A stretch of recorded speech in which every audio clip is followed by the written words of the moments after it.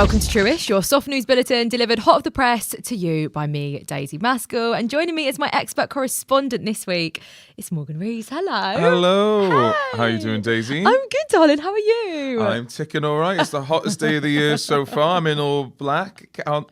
What a mistake. I feel like we're kind of soul sisters in this regard. For some weird reason, when it's hot in the UK, I just refuse to take off the layers. I'm very just like anti-shorts, anti-t-shirt.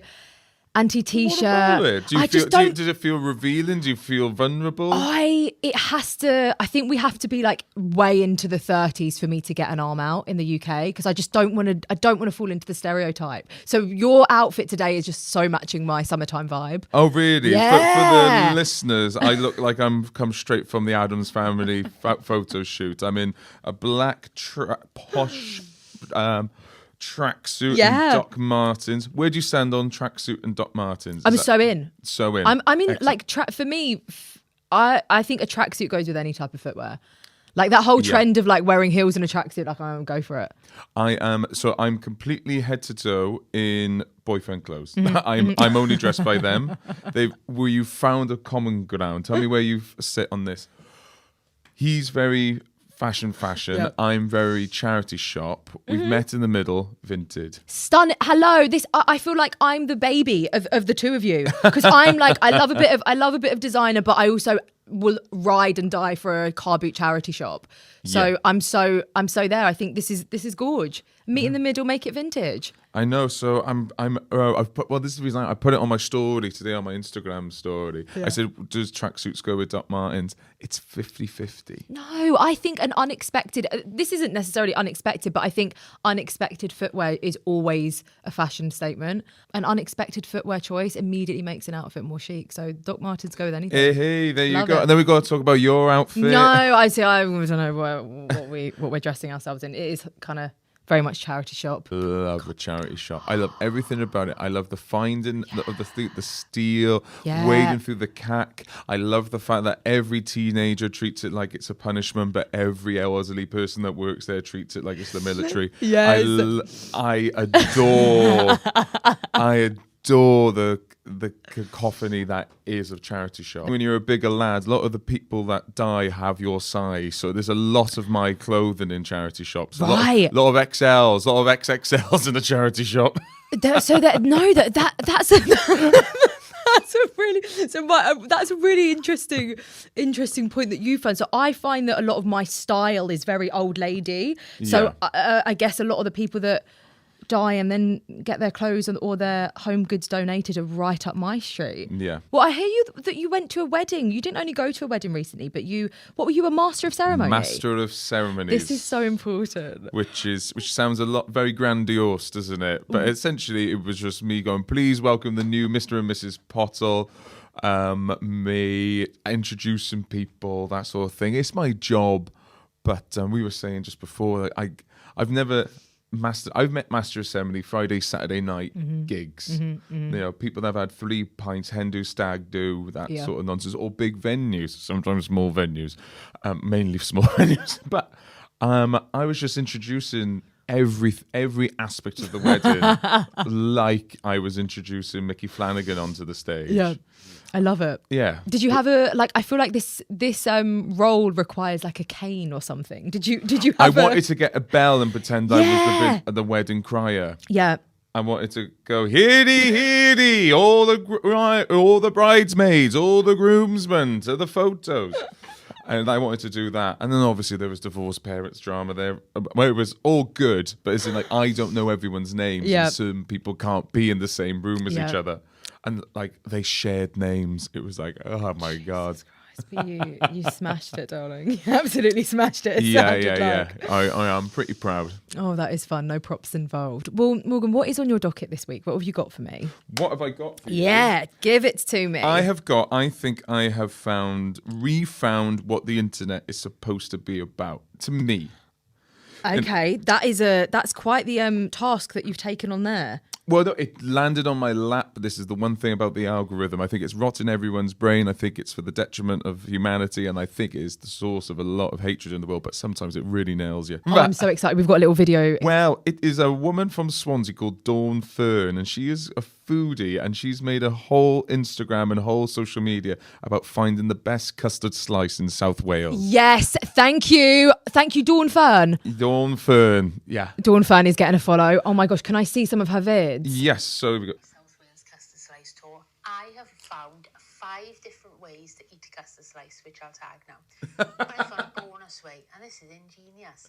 I just love it. She is adorable. Stop it right now. I can't cope. I know it's equal parts adorable, equal parts autistic. It's so phenomenal. It's someone that just adores and obsesses about custard slices, and That is the cutest thing ever. It's so cute. Hold on a second. Are custard slices originally from like is that a delicacy from Swansea, or is this just Dawn just loves a she custard just fucking slice? loves them. It's to me, it just sings of harmless, wonderful, spectacular people doing harmless, spectacular things that wouldn't work anywhere else other than the internet. And that's why I love it. It's just her going around different places in South Wales, Swansea area, going to little cafes. People are reaching out to her, going, "Please come here." She's now become an influencer in a way.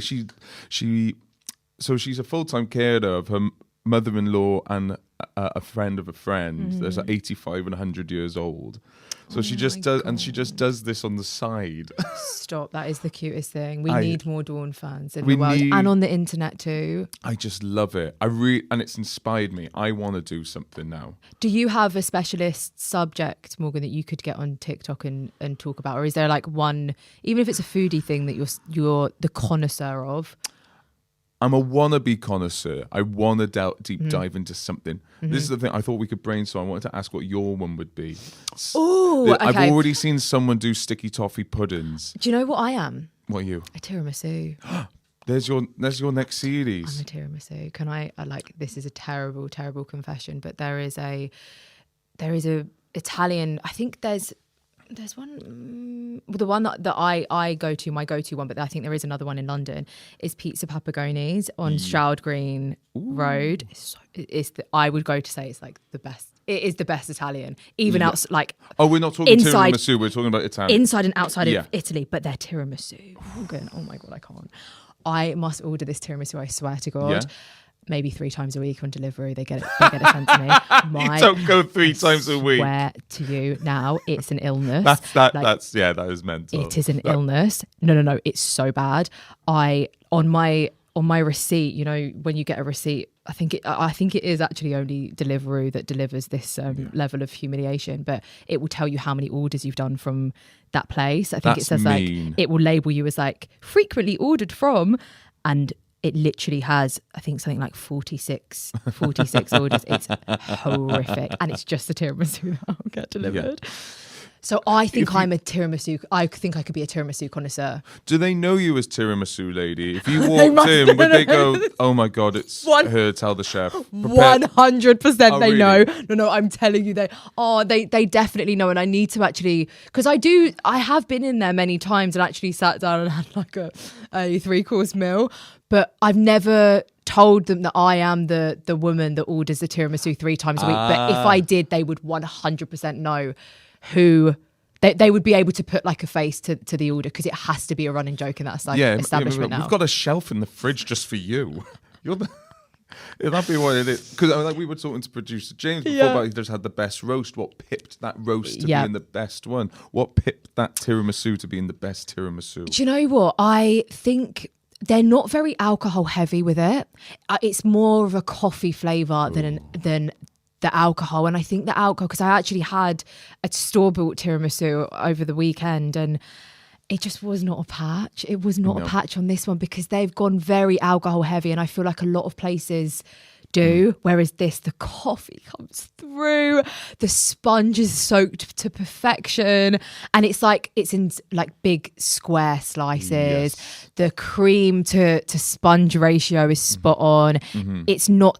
It's not too soggy, but you've got enough moisture where the cream and the sponge, there's just a nice situation that's going on between the two. There's a nice marriage happening there. It's just fantastic. So I think yeah, tiramisus would be my version of the custard slice. I think it's not too bad. We should start this. We'll reconvene in a year. Yeah. But you obviously no. God damn, are you getting that 3 times a week? You went somewhere else there.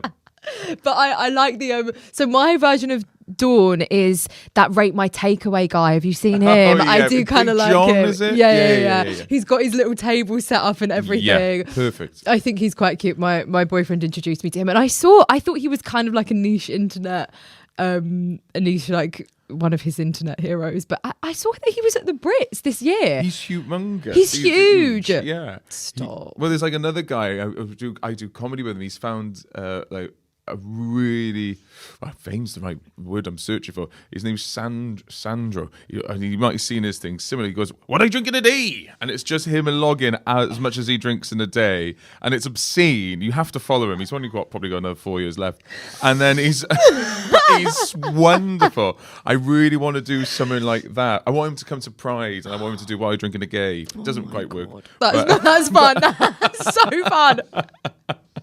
No, I'm obsessed. There's also another TikTok lady that I followed for a while. She's like an internet sweetheart. She's a Turkish lady called Sevda, and she does eat with me videos. They're like dish up dinner with me. Oh. She's just a cutie. She's just like a really humble mum from like North London.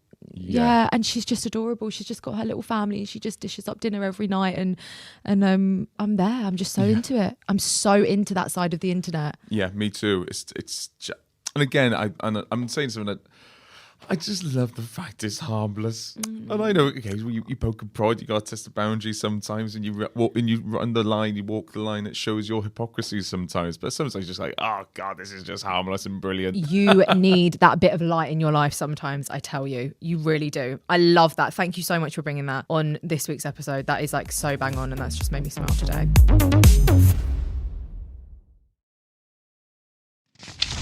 Morgan, I want your expert opinion on this. Okay, so this is what was on my docket. This didn't come up on my algorithm, but I just saw this in conversation. I think it was on a Reddit thread. So I want your thoughts on this man who is asked for advice on how to deal with his wife's terminal diagnosis. Okay? Sorry, this is absolutely not what I was expecting. Sorry, I should have given you.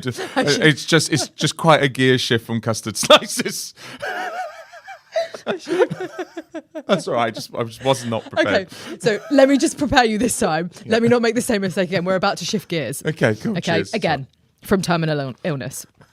So they've been married for 10 years, and he says he describes her as the love of his life. And up until recently, he thought that they were the loves of each other's lives. They found out recently that she has just 9 months left to live. And he says that he doesn't remember life without her, and he doesn't know what he's going to do when she's gone. However, he has been making an effort, they both have, to make sure that the last few months and days of her life are going to be good, and he is looking to grant whatever wish that he can for her. So he's been making this effort to tick things off of her bucket list, but the other day she had a surprising request, and that request was to sleep with her ex for one last time, because she feels that was the most physically compatible lover that she's ever had. And before she dies, she wants to have one last go. He's obviously devastated by this. He's also her primary carer, and now he doesn't know what to do. Thoughts? What are we thinking? Let's work this out loud. So he's a primary carer. So no, he might have to help her do it. It's a bit much. He's got to do the setup, the admin as well. Yeah. Bless his heart. I mean, how would you feel if your partner turned around and said, for my last wish, I want to sleep with my ex? Is it something that you would grant the request of? Yeah, but I would give so much money to that ex to go make this an awful experience. Do the worst job possible. Don't you dare make my terminally ill wife come. That's what I would say. It would just be like, you can sleep with her for sure. That just feels like something you could take with you, isn't it? Like your partner didn't need to know that. But it sounds like it doesn't sound like he's doing anything wrong. It just didn't click for you. Yeah. Because it's not like it's not a threesome, is it? It's like No. She wants to go off and have her one last night in heaven, is what she's essentially saying, before she then goes. Yeah, I was going to say she's to pretty heaven. close. I mean, like, do you want a peep? A little taste before you go. You're going to be spending a lot more than 7 minutes. Oh my God. Where do we stand on it? What are we advising him? What I will say is I admire her honesty. Yes. I think he has obviously created a safe enough space in their relationship where she feels open and comfortable enough to share this one last desire. Is that a painful thing to say to your husband in the final few months of your lives or your marriage together? Jesus, I don't know. I think that's in the grand scheme of, I think, how much that's going to then hurt your partner going forward, and also going back. He's then going to go back over the last 10 years and go, oh, I wasn't actually up to scratch those last 10 years. Yeah. I think that might be a small burden to pay. Yeah. Just go like, do you know what? He's looking after me pretty good. I could probably tell him he's not in my top 10. On the list of bucket list final wish things, it's a unique one. It's a unique one. It's a unique one. And I think I can totally see what you mean. The fact that she's been very honest, and fair play to both of them. They must have been able to create a very honest, open space to be able to discuss that. But it's cost and worth. Yeah. Are we going to put it down to cost and worth? Yeah. Which way is it? The cost is not, I think, equating the worth. Yeah, is it really for the pain that is going to cause to your surviving husband? And I guess the way that's going to taint your marriage and his memory of your marriage moving forward, is it really worth it? Maybe. Do you think he would commit to the same level of care afterwards? I'm not saying I would. I'm saying about this gentleman. Yeah, because then you've got to then go and look after your spouse in their final moments after knowing that they've requested and then followed through with sleeping with their ex. I don't know where that leaves you. I think it's the two things that are crucial here for me are it's an ex and because they were the most compatible with me. I think to me that was like you could have just left that to yourself and probably got away with it. It's like, oh, just before I go, I would like to just taste something, not taste, you know what I mean? Just sample something else. Just go, go on. It's like you're not cheating because you're not crossing any boundaries. Yeah. It's the fact you said it's my ex and it's because you're not him. Yeah. I think that gives this man his answer. Bless his heart. Well, we hope it works out well for him. What would your final wish be, Morgan? Have you ever thought or is there something on your bucket list that you'd love to tick off before you kick it? The only thing outside of career goals, I just want to see everything and I want to eat everything. I want to eat my way across the world. That's mine too. I have. We're little foodies, me and you. Yeah, I'm a real. I can't wait to get money. I don't care about how many bedrooms my house has got. I don't care how the label on my clothes. I don't care about the make of my car. I just want to try everything and eat everything. Yeah, mine is very food based. Before I kick it, I really want to do one of those 10,000 calorie mukbang videos. Have you seen those? No. I feel like they were a bit of a trend, I want to say, maybe 6 years ago on the internet, where people would make videos on YouTube trying to eat 10,000 calories in a day, which is it's quite a tough thing to do, but it's just that is, I want to try and attempt and complete that before I die with just the most amazing. Maybe that's how you go. No, I don't want to. You seem like a pretty slim person at the moment. I think that would kill you, no? Maybe that is how I go. Yeah, not a bad way to go though, I would say. Yeah, you'd almost look like, and don't take that animal connotations. You know when pigs have an apple in their mouth? You'd have that, but like a Big Mac, and just go. We didn't put that there. She put that there. It's the last thing she had. Foie gras, right? yeah. She foie gras herself to death. Just feed her. Just stuff her to death. Yeah, no, I'm a big foodie, and I get that. Just eating your way around the world before you. I think it's a great way. I'm such a foodie. Yeah, I'm such a foodie. I think it's a great way of getting to know a place. I get a great way to know the history of the place, a great way to know the culture of the place. Yeah.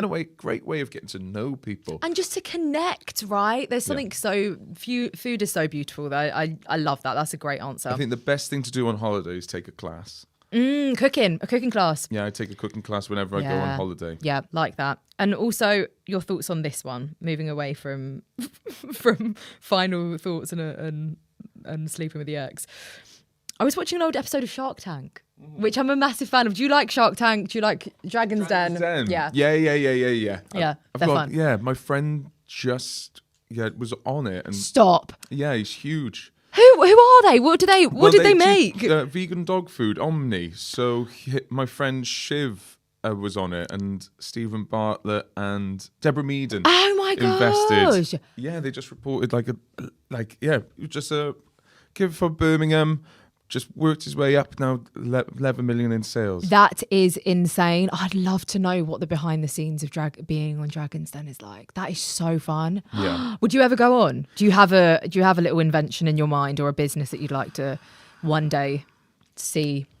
It's not really a business. I think it's more like Samaritans, but it's less about getting off thoughts of unaliving yourself and just getting bad energy out of you. If you want to have a good old bitch, Yeah. just call them. Oh I don't know my God, I don't know what I would call it. But Wouldn't that be great? Like a little hotline. Yeah. Yeah. And they don't, and they reinforce what you say. They don't try and talk you down. They just go, yeah, you're right, and then just get it out. Just get it out. A hotline that blows smoke up your ass, but you can also just unapologetically vent to. Yeah. Yeah. So you don't burden your friends. I mean, I know everyone should be talking, men should talk, but sometimes, oh my God, they should learn to speak before they talk. And then I should just get a hotline and then just go, oh, sorry, I just blew off my steam. I just talked to the Samaritans. That is so good. I would invest. Yeah. I can also see a place for that in my life. See, that's the mistake I made with therapy. I thought with therapy, I could just sit in a chair and vent, and then that person would then tell me that I was right. But that's not really how therapy works. That's the worst part. They don't give you any judgment. I think therapy is a bit like brushing your teeth. I think if you do too much, you're doing yourself harm. Yeah.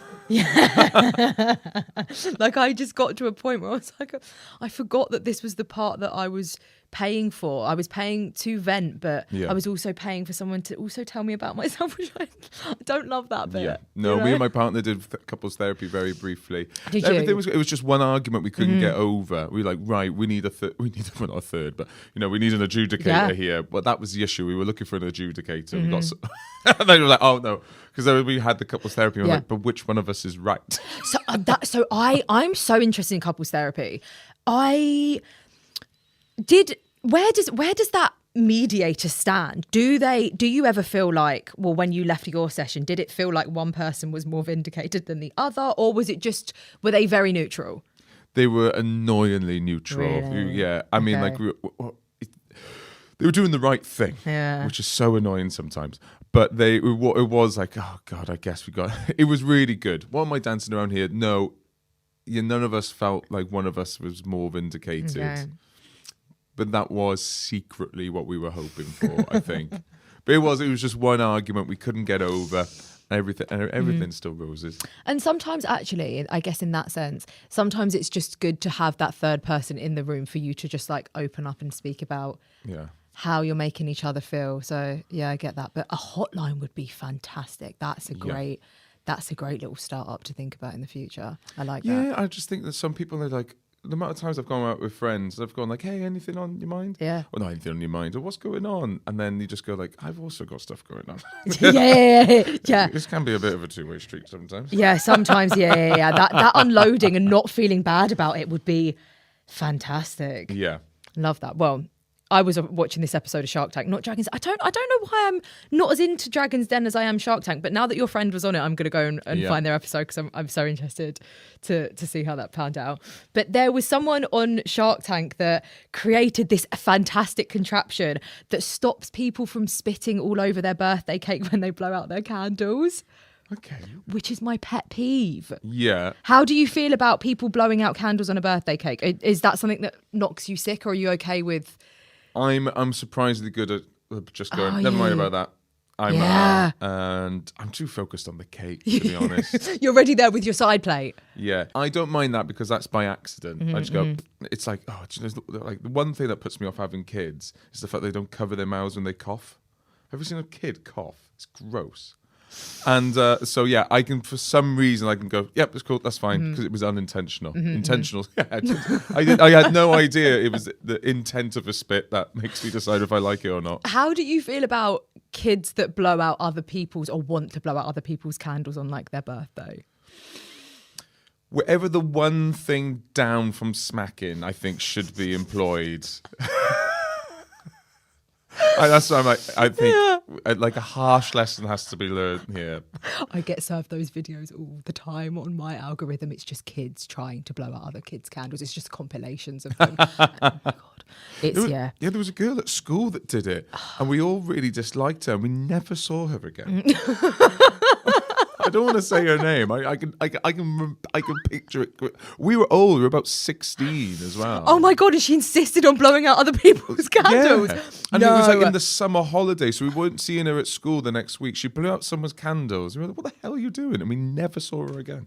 How do you feel? Well, you've been to a wedding recently, but how do you feel about kids at weddings? Each to their own, but I personally wouldn't. I think most people are all right with it, and I think they get it. It's not like it's not like you've given plenty of notice. It's not like they're blocked at the door. Keep them in the car, crack the window open. What about you? No, I'm the same. I love kids. I think they're so sweet and they've got such a place in society. At my wedding, however, I'm much more with you on that. With the same with the candles, like kids blowing out other kids' candles. No. Yeah. But kids at weddings, at my wedding, I don't mind them at other people's weddings. I do just think at my own wedding, I think it does restrict the adults too, like the adults that are looking after them, but also like if there is a kid in a room, I am very focused on that kid, like making sure that they're safe, making sure that they're not running out the door, making sure that they're not touching something, even if it's not my kid. I'm very kid safety conscious, so I would worry that kids at my wedding would also stop people from being able to let their hair down. Exactly the same. There's drinking involved. Is it an environment for kids? Probably not. No, I don't want my I'm going to say that to the wedding planner. I don't want it an environment for kids. So I want sharp corners, I want loud music, I want scary clowns. But no, I know exactly what you mean. It's like I'm paying 150 quid for everyone to have lunch each. Can I have your undivided attention, please? Yeah, we'll make our weddings as non-kid friendly as possible. Yeah. That's funny. I'm there with you on that. Okay, bring your kid, but they got to do homework. There's the homework table. Bring your homework. Hazards everywhere. Yeah. Oh God, no, that's funny. That is really funny. I remember just back on the candles, on blowing out candles, because I think alongside that there was this study that was done that apparently blowing out candles, which is now going to not ever allow you to just brush someone blowing bacteria all over a cake aside, apparently increases bacteria by 1,400%. Got to, undoubtedly. The moment you think about the mechanics of what's going on, you just go, yeah, of course, that's the super spreader. I think the reason why I have a particular issue with people blowing out candles on a cake and then proceeding to serve that cake to other people was I went to an anniversary once, and obviously it was an older couple, and one the old man, he bent down with his wife to blow out the cake, the candles on the cake, and his teeth came out. Of course. It was that or a big guff, wasn't it? Yeah. And then proceeded to say, "Do you want to pass me your plate, love?" No. Wherever those teeth fell, that's your slice. No. So I've got a particular fear about people. It'd be great if it was a Connor the Caterpillar one. It was just that up front. But yeah, that's great. That is, yeah. How do I feel about that now? Yeah, it's kind of ruined cakes for me. Yeah, not and for me. That's hard to do.